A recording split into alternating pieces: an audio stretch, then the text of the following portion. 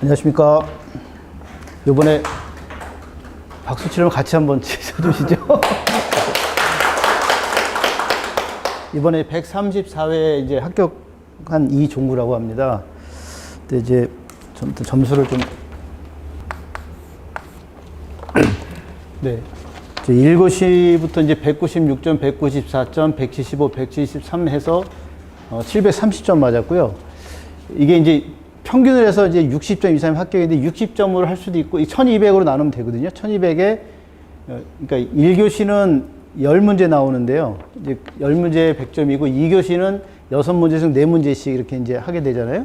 그래서 그 4문제 한 거에 점수를 더한 게 이게 총점입니다. 4문제 더한 게. 그래서 이게 720점이 나오면은 이제 그게 60점이 되는 거예요. 720점 나누기 1200점에서 그럼 이제 그 60점이 되서 합격인데 이제 저는 738점을 합격을 했고요. 사실 뭐 저도 시험 공부한 기간은 제가 한 2년 됐습니다. 지금 그러니까 시험을 총 6번 봤어요. 129회부터 그때 이제 제가 저는 이제 동영상으로 수업을 했었는데 그 무조건 일단 시험을 보라고 하셔가지고 실력도 안 되는데 일단 129회 보고 뭐 130회도 보고 그래서 총 6번을 뭐 실력이 없어도 계속 봤습니다. 계속 봤는데 최근에 이제 트렌드는 지난번에 나온 게 이번에도 또 비슷하게 나오는 경향이 있더라고요. 그래서 예를 들면 이번에도 뭐 PSC 공법에 대한 거라든지 또 화재 감시자 뭐 역할 그다음에 와이어 폐기 기준 이런 거는 지난번에 나오고 지지난번에 나왔는데 이게 또 나온 거예요. 그리고 우리가 또 알다시피 굴삭기 안전하는 거 그 변경된 규정이 있잖아요. 그 이제 해지 장치 해야 되고 뭐 훅 있어야 되고 3가지 장치를 해야 되는데 그것도 매년 나옵니다. 그래서 양중기 변경 사항이 될 때는 그래서 시험을 실력이 안 됐다고 안 볼 게 아니고 매년 보면 그 시험이 또 다음에 또 그러니까 서술로 나왔던 게 약간 그 단답형으로 나오기도 하고 또 단답형으로 나왔던 게 서술로 나오기도 하고 이렇게 하기 때문에 전전년도 시험을 반드시 한번 풀어보시면 많은 도움이 될 것 같습니다. 그래서 저는 129회, 130회 이때 볼 때까지도 사실 10문제 중에서 13문제 중에서 몇 문제를 풀어야 하는지도 몰랐어요. 그래서 한 7문제 풀고, 이게 100점 만점에 60점이니까 한 60, 70점 맞았겠다. 그러면 77, 40, 거의 뭐 한 60점 나오겠네. 이렇게 생각하고 왔는데, 저희가 뭐 100점 만점에 60점 맞는 게 아니고, 이거 사실은 65점 만점에 한 60점 맞아야 되겠더라고요. 그래서 채점 하는 걸 보면, 평균 60점 이상을 잘 안 줘요. 58점, 50점. 잘하면은, 그러니까 어느 정도 그 내용이 다 들어갔다 그러면 60점 주고 거기서 이제 플러스 그림 같은 거 그렸다 그러면 플러스 1점 그래서 62점 이런 식으로 점수를 주거든요. 그렇기 때문에 그 100점 만점에 60점이 아니라 굉장히 좀 한 70점 만점에 60점 맞아야 된다고 생각하시면 될 것 같고요. 그 다음에 무조건 저는 이제 3장은 다 1교시는 1장 2교시는 3장을 다 채웠습니다. 그리고 좀 저도 처음에 할 때 뭐 6개월이면 된다 그래가지고 사실 굉장히 조급하게 막 공부를 했어요. 그러다 보니까 뭐 내용도 모르고 원리도 모르고 그러다 보니까 시간이 더 허비됐는데 좀 조급증을 좀 이건 내려놔야 될 것 같습니다. 이게 빨리 하려고 그러다가 오히려 더 늦어지는 경우가 좀 있는 것 같습니다. 그리고 저는 이제 시험 끝나고 반드시 이제 복귀를 했습니다. 시험 끝나고 다음날 뭐 한 이틀 걸려가지고 그 대충 못 썼는지 그대로 답안지를 이제 작성해가지고 뭐 정확한 내용은 아니지만은 개요 정도에서 뭐뭐뭐 해서 그림도 위치에 그리고 이렇게 해서 이제 복귀를 계속 했는데 이제 이 복귀하면은 장점이 이제 개별적으로 점수가 나오니까 어떤 점에서는 고득점 나온 그 답이 있고 어떤 거는 또 안 나온 답이 있어요. 그래서 제가 이제 그래서 그걸 보면서 고민을 했어요. 왜 이거 내용은 다 들어가 있는데 이거 점수가 낮을까? 그랬더니 어떤 특정 형식은 안 좋아하는 것 같더라고, 저 채점관들이. 그래서 제가 이건 맞는지 안 맞는지 모르겠지만은, 이제, 예를 들면 뭐 이런 게 있어요. 뭐 대책. 그러면,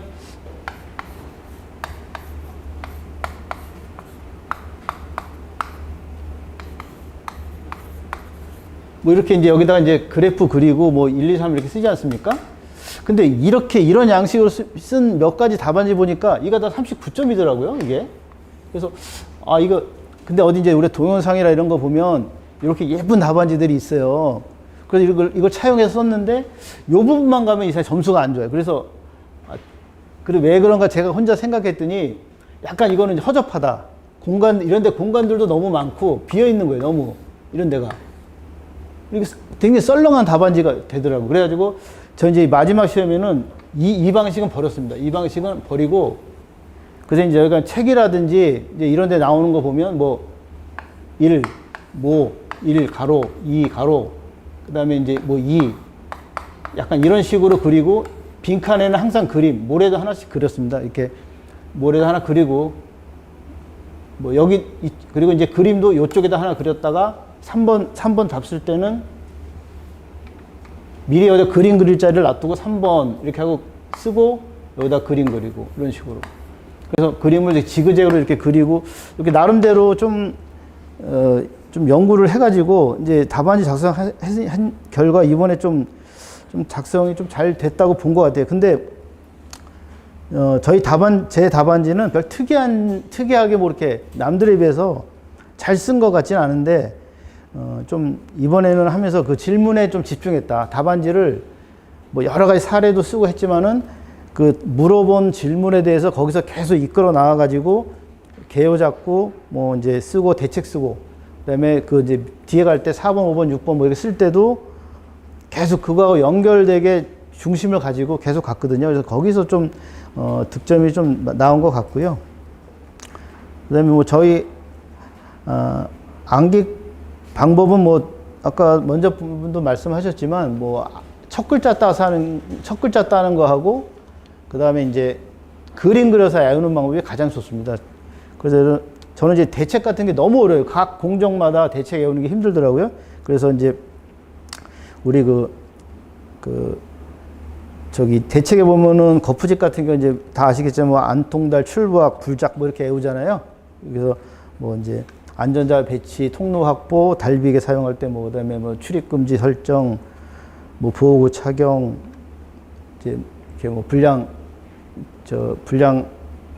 부품 뭐 제거 이런 식으로 이게 하나 외워가지고 뭐 답 안 나오면 그거 썼습니다. 이렇게 하고 그리고 이제 전에는 뭐 이거 제가 느끼는 건데 전에는 이렇게 시공 문제하고 안전 심리라든지 나오면은 이제 안전 심리는 쓰면 안 된다고 저도 배웠는데 근데 이상하게 그 전문성 있는 걸 쓰니까 점수가 안 나오고 요새는 그 안전 심리 이런 것도 점수를 주더라고요. 어느 정도. 그리고 그 이제 그 시공적인 측면은 저는 요새 이렇게 생각했습니다. 뭐 예를 들면 PS 강선 시 안전 대책을 쓰시오.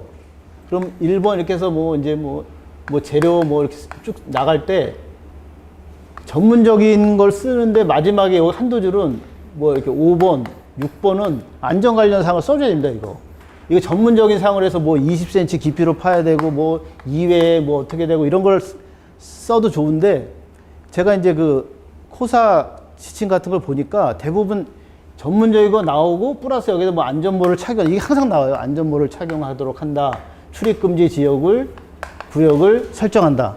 그래서 이렇게 이것만 쓰면 시공이 되는 거기 때문에 반드시 답안지에는 뭐 이 안전에 관한 거를 몇 줄에도 이렇게 써야지 좀 답안지가 좀 약간 고급스럽게 되는 것 같더라고요. 그래서 저는 항상 요거 2개 이렇게 해서 이렇게 좀 채워넣는 걸로 좀 했고요. 그리고 이제 그리고 대책에서 시험에서 대책이 제일 중요한데 저는 이제 토공 붕괴 그러면은 그걸 다 외울 수가 없더라고요. 그래가지고 토공 붕괴 원인은 무조건 이제 지하수, 하중 요거 2개다. 그 지하수 관리, 하중 관리. 그래서 지하수 하면 이제 지하수 문제가 되니까 지하수에 대한 거를 하는 뭐 SRG나 SRG 공법 뭐 이제 공법 여러 가지 있잖아요. 그리고 뭐 LW 뭐 공법 그런 거 하고 이제 하중, 토피, 하중 제거. 그래서 항상 하중을 제거할 수 있는 거. 그리고 몇 개를 딱 외워서 거기에 맞게 이제 계속 말을 늘려가는 연습을 했습니다. 그래서 예를 들면 교재에 안전대책이 5개다. 그럼 거기다 3개 정도를 더 만들었어요. 제가 그냥.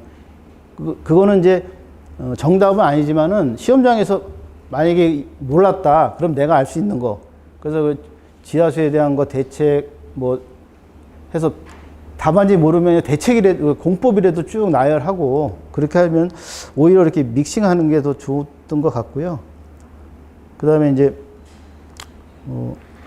끝으로 이제 뭐 좀 말씀드리고 싶은 거는 학원에서 이제 모의고사 이거 반드시 참여해서 모의고사 보는 게 중요합니다. 이게 지금 저희가 책을만 공부해도 사실 이게 쓰는 시험이기 때문에 근데 이걸 정답을 쓰는 시험이 아니라 저는 그 정답을 표현하는 시험이다 이렇게 보고 있거든요. 그래서 어떻게 내가 같은 말이라도 어떻게 표현하느냐, 그림을 그쳐서 표현하느냐, 아니면 글로만 표현하느냐 이런 거에 따라서 그래서 기술사 시험은 그 답안지를 좀 표현하는 능력을 보는 시험이다 이렇게 저는 생각을 하고 있습니다. 그래서 모의고사를 반드시 좀 참석을 하시는 게 좋고, 근데 표현은 가급적 도식화하고, 근데 그림이 제가 유튜브도 많이 봤어요. 왜냐면 시공에서 모르기 때문에 뭐 해체 유튜브, 뭐 터널, 발파 이런 유튜브 굉장히 많이 봤어요. 그 시공을 알아야 이제 저희가 쓸 수 있기 때문에 그 유튜브도 많이 보고 그러는데 거기서 보면은 어떤 분들은 뭐 A4 용지에 반을 그림으로 채워서 막 썼다 그러는데 점수 안 주더라고요. 이렇게 하니까.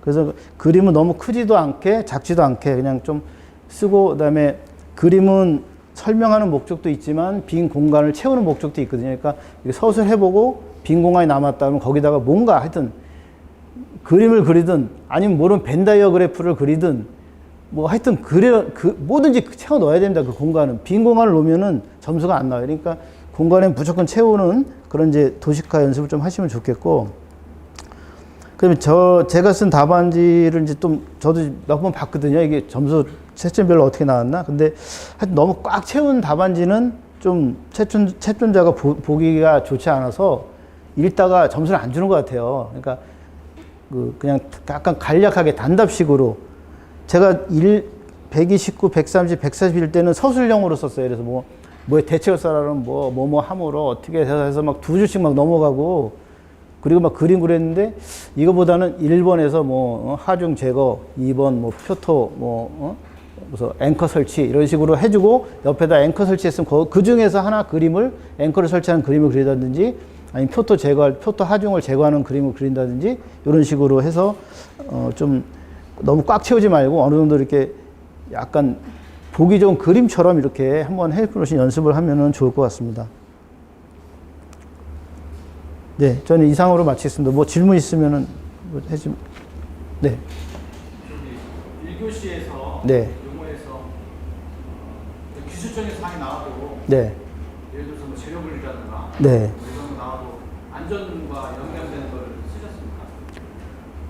그렇죠. 항상 써야 됩니다. 그러니까 그러면 이제 재료 분리다 그러면 1번 정의하고 2번 그러니까 재료 분리가 바로 나오면 안 되잖아요. 그러니까 재료 분리다 그러면 1번은 개요, 2번은 그 재료 분리를 위한 메커니즘, 재료 분리 메커니즘 써주고 3번 재료 분리, 4번은 저희가 그러면 안전적인 측면에서는 이걸 어떻게 할 거냐 해서 기타 대책이라든지 해서 1, 2, 3에서 1번은 이제 시공적인 거 써주고 2번은 이제 안전적인 걸 한 줄 써주고 간단히 터치를 해주는 거죠. 이게 내용이 막 상세하다 해서 점수 주는 건 아닌 것 같아요. 그냥 광범위하게 그거 할 때도 시공상 안전모 주의한다든지 아니면 거푸집 기준에 맞게 설치 이렇게 해놓고 옆에다 간단하게 거푸집 기준을 한번 써준다든지 이런 식으로 좀 믹싱된 답을 써줘야 점수가 많은 것 같더라고요.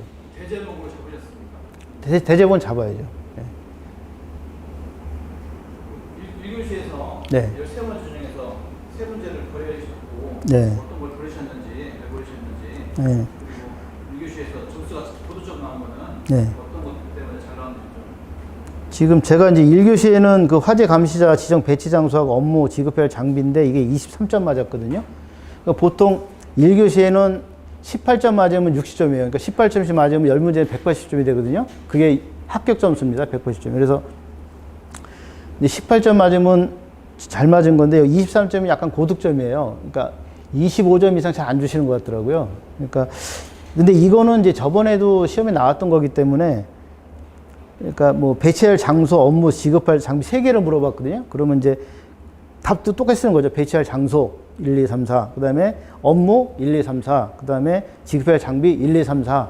그다음에 좀 남으면 뭐 현장에서 뭐 추가 대책이라든지 하나 더 써주는 거죠. 자기 의견 비슷하게 써주시면 되고, 이거 13문제 중에서 제가 안 쓴 거는 안전사고와 재해. 이거 좀 쓰기 어렵더라고요. 그러고 안전기법 종류, 풀프루프 종류 기구.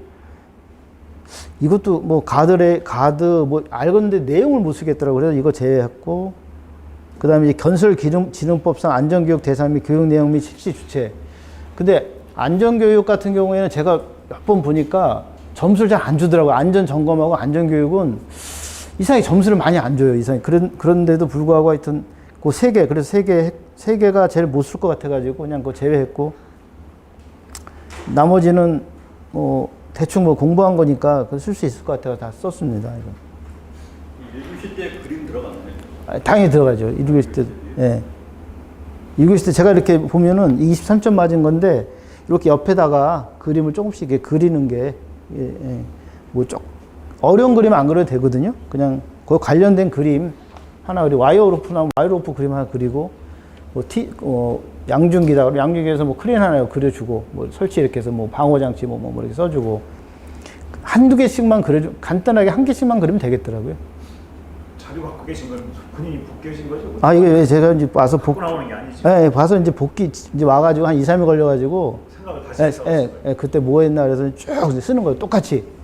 그래서 이제, 해놓으면 이제 어떤 점에서 점수 많이 주는지 그걸 알 수 있거든요. 그런 게 도움이 많이 되더라고요. 네. 이상 뭐 없으면 마치겠습니다. 네, 네. 운영하셨다는데 네네. 현장 경험은 몇 년이나? 아, 저는 이제 건설사 근무는 총 30년인데, 현장 근무도 많이 했는데, 원래 저는 이제 관리 쪽을 많이 했어요. 그래서 시공 쪽에 지식이 전혀 없어가지고, 그래서 이제 그거에 처음 이제 애로사항이었는데, 그 대신 이제 모르는 건 동영상. 요새 유튜브 많이 봐가지고 시공 순서라든지 직접 이렇게 작업하는 거 한번 보면, 데크 플레이다, 저는 이해가 안 갔어요. 데크 플레이터 뭔지. 근데 그거 하는 보면은 용접하고 이런 게 시공 쭉 나오잖아요. 그거 보면은 그거 이해가 가니까 이 책에 나온 내용도 이해가 가고, 또 책에 나온 내용이 까먹어도 그 장면 생각하면 쓸 수 있고, 그렇게 되더라고요. 네. 감사합니다.